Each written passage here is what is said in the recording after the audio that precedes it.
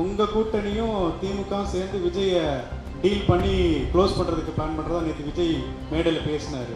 அது deal steel எல்லாம் ஒன்றும் கிடையாது. தம்பிக்கே தெரியும், சும்மா பேசணும், விளையாட்டா பேசுறாரு, அவ்வளவுதான். உங்க கூட்டணியும் திமுகவும் சேர்ந்து விஜய டீல் பண்ணி க்ளோஸ் பண்றதுக்கு பிளான் பண்றதா நேற்று விஜய் மேடையில் பேசினாரு. அதான் அதிமுகவும் திமுகவும் டீல் பண்ணியிருக்காங்க மறைமுகமான்ட்டு. அதை எப்படி பார்க்குறீங்க? அது தம்பி வந்து டீலிங்லாம் எங்கிட்ட இல்லை. நான் ஒன்று தான் விஜயை பாராட்டுறேன்.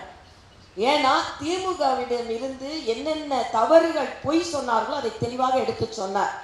அது வந்து நீட்டா இருக்கட்டும், விவசாயிகளுக்கு மானிய விலை கொடுப்பதாக இருக்கட்டும், பெண்களுக்கு கேஸ் மானியம் கொடுப்பதாக இருக்கட்டும், அதெல்லாம் தெளிவாக சொன்னார். அதனால அவரின் திமுக எதிர்ப்பு கருத்தை நான் வலிமையாக ஏற்றுக்கொள்கிறேன். மக்களும் அதை வலிமையாக ஏற்றுக்கொள்வார்கள். அது டீல் ஸ்டீல் எல்லாம் ஒன்றும் கிடையாது. தம்பிக்கே தெரியும், சும்மா பேசணும், விளையாட்டா பேசுறாரு, அவ்வளவுதான். முதல்வர் ஸ்டாலின் வந்துட்டு திராவிட மாடல் ஆட்சியினால பயன்பெறாத குடும்பங்களே தமிழ்நாட்டில் இல்லை அப்படிங்கிற வகையில் சாதனை திட்டங்களை நிறைவேற்றி இருக்கோம் அப்படின்னும், அதே போல் தமிழ்நாட்டை முதன்மை மாநிலமாக ஒன்றிய அரசினுடைய மத்திய அரசினுடைய புள்ளி விவரங்களே மறுக்க முடியாத மாநிலமாக உருவாக்கிக்கோன்னு சொல்லிட்டு தொண்டர்களுக்கெல்லாம் கடிதம் எழுதியிருக்காரு. ஆமா, அதாவது கடுமையா உழைக்கிறேன்னு உழைச்சு உதயநிதியை தானே கொண்டு வந்திருக்கீங்க. ஒரு குடும்பத்துல ஒருத்தர்களை திருப்பி கொடுக்கறதுக்கு உழைத்து கொண்டு இருக்கிறீர்கள். இன்னொன்று, தமிழ்நாடு முதன்மை மாநிலமாக இருந்தா எல்லாரும் சந்தோஷம்தான். ஆனா முதன்மை மாநிலமாக ஆவதற்கு தமிழர்களின் உழைப்பு, தமிழர்களின் ஈடுபாடு, தமிழர்களின் அறிவாற்றல், தமிழர்களின் சுறுசுறுப்பு, இதுதான் காரணமே தவிர ஸ்டாலின் நிச்சயமா காரணம் அல்ல. இன்னொரு கணக்கையை சொல்றேன். 11.5% வளர்ச்சி அடைந்த மாநிலம் எந்த மாநிலமும் கிடையாதுன்றாரு. இதுல மத்திய அரசின் பங்கு முழுவதுமாக இருக்கிறது. இங்கே தொழில் முனைவோர் அதிகமா இருக்கிறதுனால பொருளாதாரத்துல மேம்படுறோம். உதாரணத்திற்கு முத்ரா வங்கியில நாடு முழுவதும் 30 லட்சம் கோடி கொடுக்கப்பட்டிருக்கிறது. தமிழ்நாட்டில் மட்டுமே 3 லட்சம் கோடி கொடுக்கப்பட்டிருக்கிறது.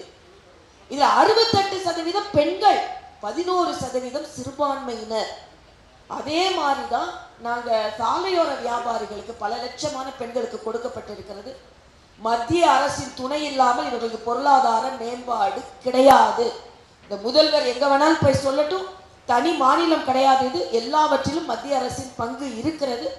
தேர்தலுக்காக அண்ணன் இன்னும் 2 மாசத்துக்கு இப்படி கடிதம் எழுதி கொண்டிருப்பார். மக்கள் அதை சட்டை செய்ய மாட்டார்கள் என்பது எனது கருத்து. மேம், இப்போ விஜய் பாராட்டினீங்க அந்த நீட் தேர்வு மாநில அரசால் முடியாதுன்னு சொல்லி, அதை ஏடிஎம்கேவுக்கும் பொருந்துமா? இந்த தேர்தல் வாக்குறுதியில நீட் தேர்வு விலக்கு அப்படிங்கிறது 2 தரப்புலையும் கொடுக்க மாட்டீங்களா? அதிமுக பாஜக இல்ல, கொடுக்கறதுக்கு எங்ககிட்ட இல்லையே. அது வந்து உச்ச நீதிமன்றத்தின் தீர்ப்பு. உச்ச நீதிமன்றத்தின் தீர்ப்பை யார் என்ன செய்ய முடியும்? அதனால அவங்க வந்து நாங்க நீதித்துறையின் பார் சென்று நாங்க நீக்குவோம்னு சொல்லியிருந்தா அது ஓரளவுக்கு ஒத்துக்கலாம். முதல் கையெழுத்து ஸ்டாலின் முதல் கையெழுத்தே போட ஆரம்பிக்கலையா? அதிமுகவும் அதை தொடர்ந்து சொல்லிட்டு இருந்தாங்க இல்லையா? இப்ப அதிமுக நீட் தேர்வுக்கு வந்து ரத்துன்னு கேட்டா அதை மத்திய அரசு செய்ய முடியாதுன்றதை புரிஞ்சுக்கலாம். இல்ல, நான் அதுக்கு வரவே இல்லை. நான் இப்ப திமுக கிட்ட பேசுறேன். திமுக ஏன் அப்படி சொன்னாங்க? முதல் கையெழுத்துன்னு சொன்னாங்க. அதுக்கப்புறம் உதயநிதி போய் கோடி கையெழுத்து வாங்கி நான் ஜனாதிபதிகிட்ட கொடுப்பேன். அதுக்குலாம் என்ன அர்த்தம் தெரியாது. ஆனா நான் போய் எப்படி 3 படி அரிசி கொடுக்குறேன்னு சொல்லிட்டு 1 படி கூட கொடுக்கல. அத மாதிரி தான் இவங்க அப்படி செய்வாங்க. பொய் இந்த மக்கள் உணர்ந்து கொள்வார்கள் என்பது. அதான் நீட் தேர்வு அதிமுக அந்த வாக்குறுதி கொடுத்தா மத்திய அரசு பரிசீலிக்குமா இல்லைன்றமா? இல்ல, இது சுப்ரீம் கோர்ட்ல இருக்குப்பா, அது எல்லாருக்குமே தெரியும்.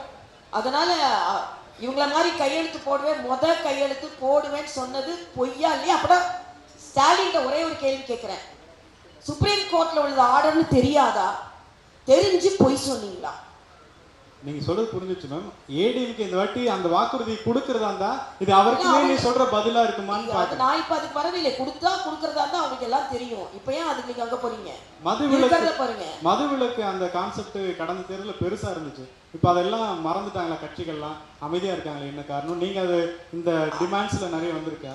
நான் இப்ப எங்களோட பெட்டிகள் எல்லாம் என்ன சொல்லியிருக்காங்க மக்கள்னு பார்க்கலாம். அந்த பட்டியல அவங்க மக்கள் சொன்னதை வச்சு நாங்க தேர்தல் அறிக்கை கொடுப்போம்.